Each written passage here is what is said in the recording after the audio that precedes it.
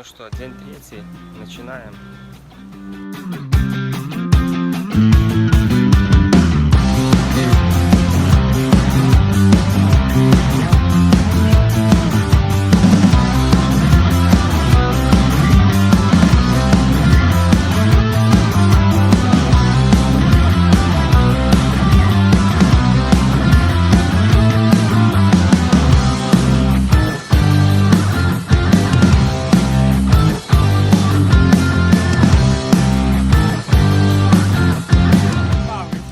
Переправа уже натянута, да?